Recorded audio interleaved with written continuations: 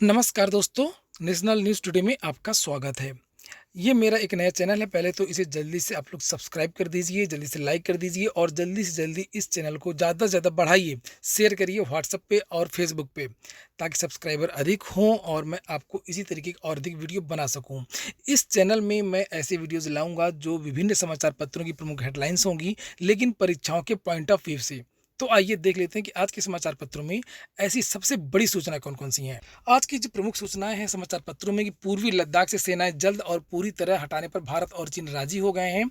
हालांकि राजी तो पहले भी हो गए थे, लेकिन चीन की बहुत सारी सेना थी, वो अभी भी जितना पीछे जाना चाहिए था उतनी नहीं जा रही थी। इसको लेकर के लिखा हुआ भारत और चीन पूर्वी लद्दाख में सैनिकों को जल्द और पूरी तरह से हटाने पर सहमत हो गए हैं। वास्तविक नियंत्रण रेखा पर 2.5 महीने से जारी तनाव खत्म करने के लिए शुक्रवार को भारत चीन की सीमा मामलों पर बनी सलाह व समन्वय समिति की वर्चुअल बैठक में दोनों पक्षों ने माना कि विवाद खत्म करने के लिए एलएसी से सैनिकों को पूरी तरीके से पीछे जाना होगा। इसके बाद में अगली जो सूचना है आज के समाचार पत्रों में, सबसे पहली सूचना है वो है राजस्थान सरकार की। राजस्थान सरकार का गतिरोध बरकरार है।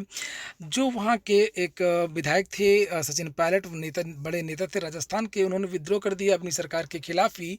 और उसको लेकर के सूचना कि राजभवन में धरना धमकी पर बिफरे राज्यपाल से जो वहाँ के मुख्यमंत्री हैं अशोक गहलोत, उन्होंने कहा है कि अगर सत्र जारी करने का आदेश दिया जाए, उसको बुलाया जाए, और अगर सत्र नहीं शुरू होगा तो जो जनता है राजस्थान की वो धरना प्रदर्शन करती है, इसमें मेरी कोई जिम्मेदारी नहीं होगी। लेकिन राजस्थान में अपनी सरकार बचाने में जुटी कांग्रेस के लिए शुक्रवार का दिन अच्छा नहीं रहा। बगावत का झंडा उठाए पूर्व उप मुख्यमंत्री और प्रदेश अध्यक्ष सचिन पायलट समेत 19 विधायकों को जारी विधानसभा अध्यक्ष के नोटिस पर हाई कोर्ट ने स्टे आदेश दे दिया था। कोर्ट ने केंद्र सरकार को पक्षकार बनाने की पायलट खेमे की अर्जी भी स्वीकार कर ली थी।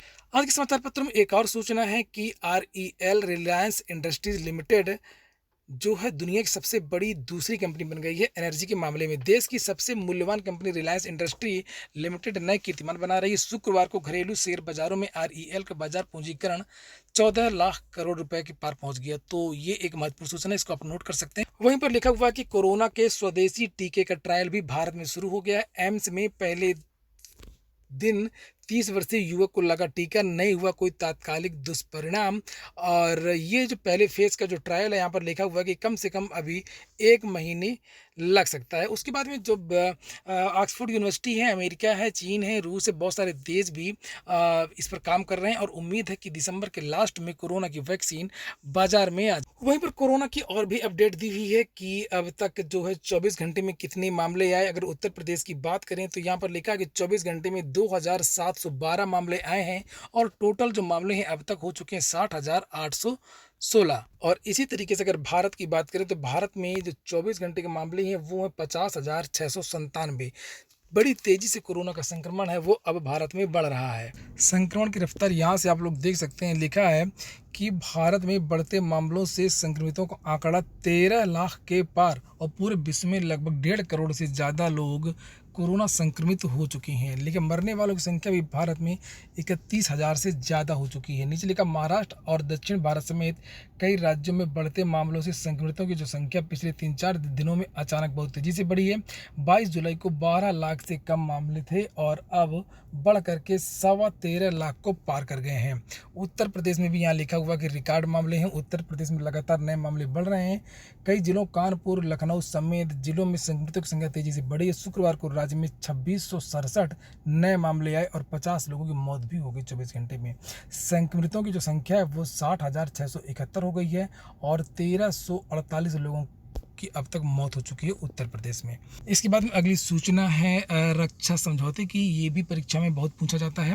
भारत को रक्षा उपकरणों की सप्लाई तेज करेगा इजरायल। राजस्थान व इजरायली रक्षा मंत्री के बीच में वार्ता में चीन का मुद्दा भी उठा और लिखा इजरायली रक्षा कंपनियों को भारत में उत्पादन क्षेत्र में आने का न्योता। और पूर्वी लद्दाख में चीनी अतिक्रमण से पैदा हुए सैन्य तनाव के बीच में इजरायल ने भारत को हथियारों की आपूर्ति तेज करने के साथ ही अस्त्र शस्त्रों के निर्माण में भी साझेदारी और गति देने पर सहमति जताई है। वहीं पर प्रख्यात नृत्यांगना अमला शंकर का निधन हो गया है, इसकी भी सूचना है। लिखा 101 वर्ष की उम्र में निधन। प्रख्यात नृत्यांगना अमला शंकर का 101 वर्ष की उम्र में शुक्रवार सुबह कोलकाता में निधन हो गया और उनकी नातिन श्रीनंदा शंकर ने सोशल मीडिया पर इसकी जानकारी दी। इसमें एक और सूचना है कि भारत में होने लगा आईफोन 11 का निर्माण, बड़ी राहत।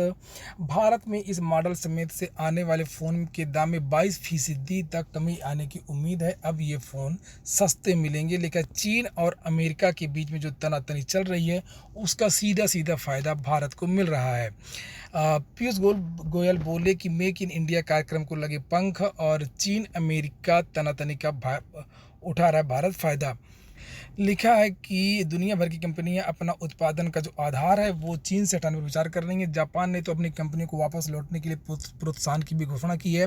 भारत इस मौके का पूरा फ़ायदा उठा रहा है और प्रमुख मोबाइल कंपनियों से अपना उत्पादन आधार चीन से हटा करके भारत लाने का आग्रह कर रहा है। यही कारण है कि आईफोन निर्माण की दूसरी बड़ी कंपनी पेगाट्रॉन भी भारत में लोकल असेंबलिंग सुविधा स्थापित कर रही है। एप्पल ने हाल ही में चीन स्थित अपनी एक सप्लायर कंपनी से कहा था कि वह आईफोन ऐसी 2020 मॉडल उत्पादन के लिए भारत में विस्ट्रॉन को पुर्जों की आपूर्ति शुरू करे।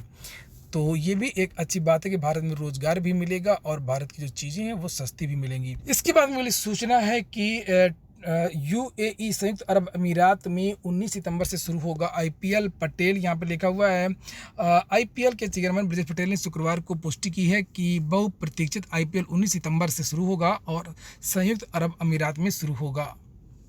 वहीं पर टेस्ट मैच चल रहा है इंग्लैंड और वेस्ट इंडीज़ के बीच में और लिखा है कि रोरी ने खेली 57 रन की पारी, ओली 91 पर नाबाद और ये वहाँ का स्टेटस है। इसे आप लोग देख सकते हैं। तीसरे दिन का खेल हो चुका है, चौथे दिन का खेल बाकी है। इसके बाद में कुछ करंट अफेयर से संबंधित तथ्य हैं, उनको भी देख लीजिए। लिखा है कि हाल ही में जिस बैंक ने देश के सभी जिलों में सैनिटाइजर और मास्क बांटने का अभियान लॉन्च किया है वह बैंक है पंजाब नेशनल बैंक। इसको नोट कर सकते हैं। इसके बाद में एक और फैक्ट है कि वह देश जिसने चीन से भारत के साथ तनाव कम करने की अपील संबंधी प्रस्ताव पारित किया है वो है अमेरिका।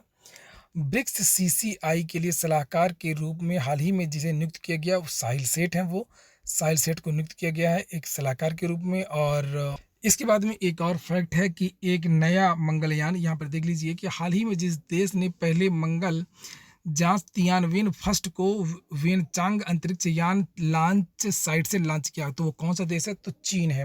इस तरीके के प्रश्न प्रतियोगी परीक्षाओं में बहुत पूछे जाते हैं कि मंगलयान जो है तियानवेन फर्स्ट जो किस देश ने लॉन्च किया, तो याद रखिएगा चीन ने लॉन्च किया था और जो लॉन्चर था वो था वेनचांग अंतरिक्ष यान। ठीक है, तो इसको भी आप लोग नोट कर सकते हैं। तो ठीक है दोस्तों, ये हो गई आज के समाचार पत्रों की प्रमुख सूचनाएं। वीडियो कैसा लगा ज़रूर बताएं। अगर आप लोगों ने सब्सक्राइब नहीं किया सब्सक्राइब कर लें और क्या चीज़ें ऐड हो सकती हैं वो भी कमेंट बॉक्स में बताएं। पूरा वीडियो सुनने के लिए बहुत बहुत धन्यवाद।